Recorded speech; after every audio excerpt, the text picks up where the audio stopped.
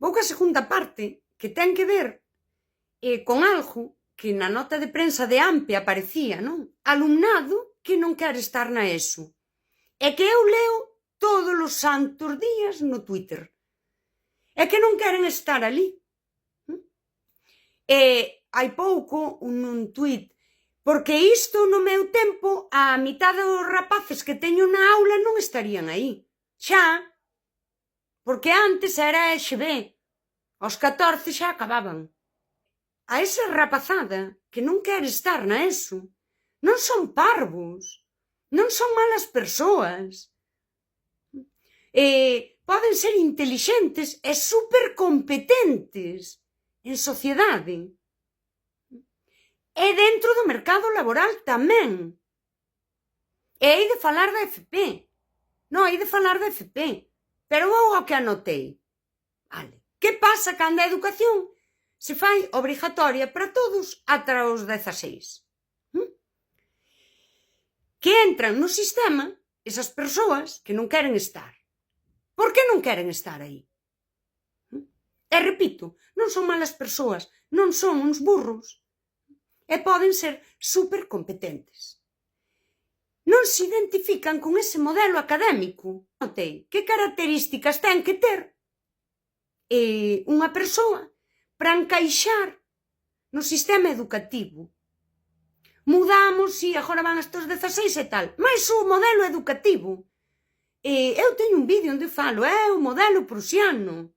Desde tempos da Revolución Industrial case non mudou na estructura. Vale? Quen tolera isto? Os que teñen a capacidade de estar largos períodos sentados. Teñen a capacidade de aprender de forma abstracta. Non é mellor ter capacidade de pensamento abstracto que ser unha persoa moi técnica, sí, e que aprende máis desde a manipulación. Son cousas diferentes, non hai unha mellor e non hai unha peor. Tamén que aceptan ben a autoridade. Son carácteres que se adaptan moito mellor. A autoridade, a imposición, a norma, que incluso funcionan moi ben así. Que a mellor é un perfil, precisamente, que nun traballo máis como debería ser FP, no que tivese que estar en empresas, xestionando, pois ao mellor non lle iba ben. Facendo ese outro traballo. É que ao final son perfis de persoas diferentes. E hai unha cousa que hai que nomear.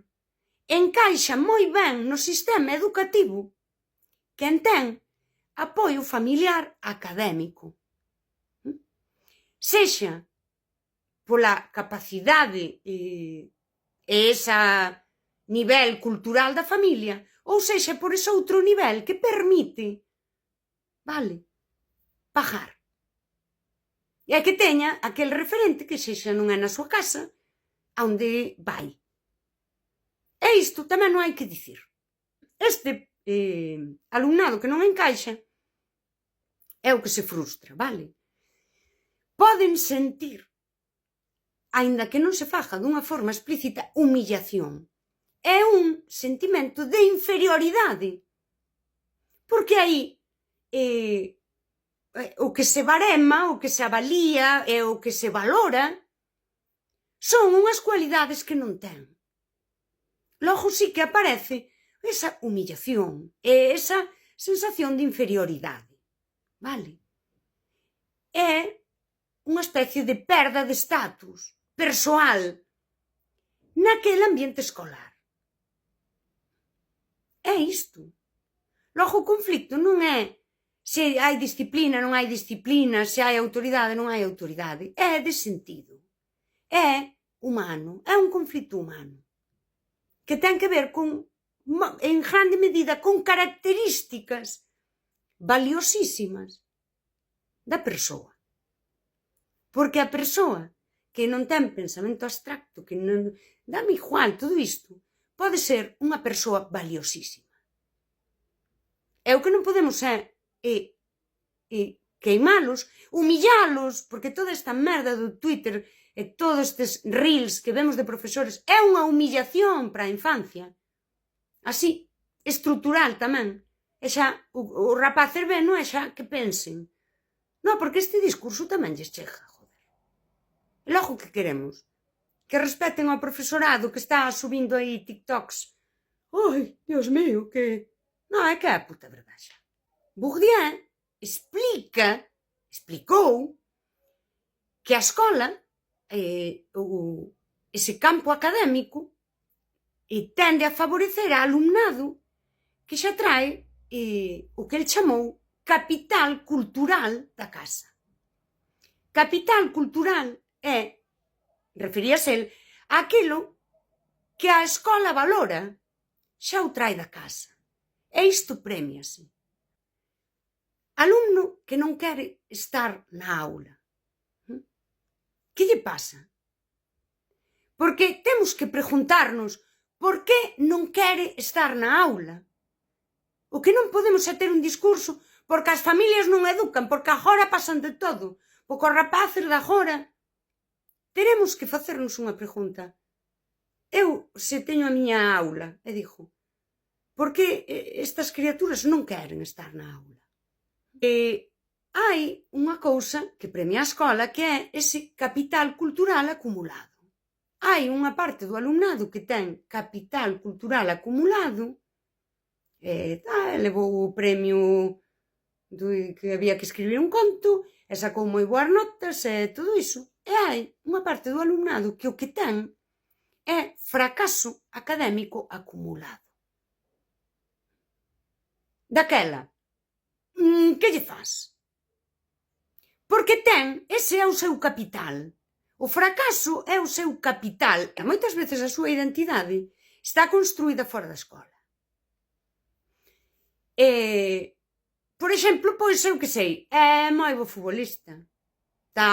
Xoga no sofá, é un fenómeno. Pero isto na escola non lle val nada. Entendémolo? Daquela, todo o tempo que ten que pasar na escola, que é moito máis que no fútbol, é tempo de frustración. É tempo no que non se sinte realizada. As crianzas tamén teñen o seu sentido de realización persoal. Logo, o tempo de escola non se sinten realizados. Pois este é o tipo de alumno que a veces o seu estatus está en desafiar a autoridade. E isto pasou sempre. Isto tamén pasaba na miña época. Isto tamén hai que dicilo. Vale? Isto non sempre dan agresións. Vale? Pero sí que dá en conflictos. En atrapallarse na aula porque está o simpático de turno dando polo saco. Porque esa é a súa identidade escolar, é ser tocacollóns. Eu non teño solución. Pero eu sí que entendo isto. Bourdieu describiu perfectamente toda esta idea, non, de capital cultural que se move na escola. Pero, cando temos aí rapazada ata os 16, vale, temos crianzas, porque siguen sendo crianzas, que non teñen unha moeda, un capital, que teña valor dentro da escola. Eles teñen todo en euros e a escola só dá o cambio en dólares. Pensemos nisto. Eu o que vexo na sociedade é o profesorado fala de sobrecarga laboral. As familias é que o profesorado non se sabe, xa non saben como antes, non sei que. Os medios, hai unha crise na educación. O alumnado,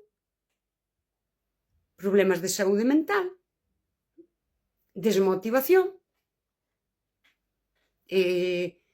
os datos de suicidio, a min pareceme moi grave que o lin hai pouco, por exemplo, que a maioría de adolescentes que se autolesionan, que é un problema gravísimo hoxe, fano no tempo de escola, dentro do instituto. Eu isto lino hai un mes e pico.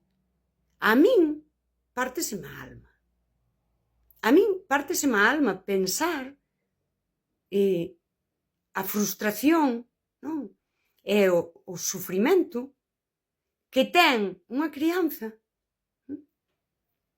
nas vosas aulas para pedir ir ao baño e lesionarse. Lesionarse para sentir a dor e poder acabar a xornada escolar. Cando dicimos hai aí alumnado que non quere estar, temos que preguntarnos que imos facer con ese alumnado.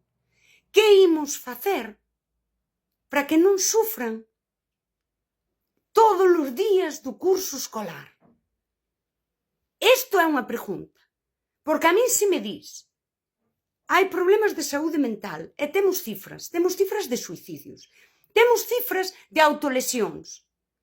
Sabemos que esas autolesións ocorren cunha porcentaxe bastante alta dentro do centro escolar. Daquela non hai que dicir a rapazada isto, temos que preguntarnos. Esta é a rapazada, dis que non? Parte da rapazada que agrede ao profesorado. Non temos que sinalarnos, temos que preguntar que facemos con ese alumnado. Que facemos con crianzas, con menores que enferman, que deciden autoinfringirse dor física para resistir aí? E a veces agreden ao profesorado. Que facemos con eles? Non val sinalalos, hai que miralos. Que alternativas hai para ese alumnado? Non, que alternativas hai para o alumnado que non quere estar na ESO? Son válidas, non son válidas, están ben deseñadas ou temos que pedir itinerarios académicos que se adapten, que sexan diversos? Falamos de diversidade. Está a escola preparada para a primeira diversidade que ten que estar preparada, que é a diversidade humana, as diferentes maneiras de pensar e de aprender. Eu non nego o malestar docente, non o nego. Non nego que a vivencia dunha profesora ou dun profesor que está frustrada, desbordada, que non sabe que facer da súa vida aí na escola. Eu isto non o nego. Pero non hai que buscar culpables, hai que buscar solucións. Non val dicir é que agora a rapazada é así, é que agora as familias non educan, é que o conselleiro non sei que. Hai que buscar solucións. Bueno, o conselleiro algo terá que facer. Chámame Román, que non me chamas nunca. A máis ben sei que me les.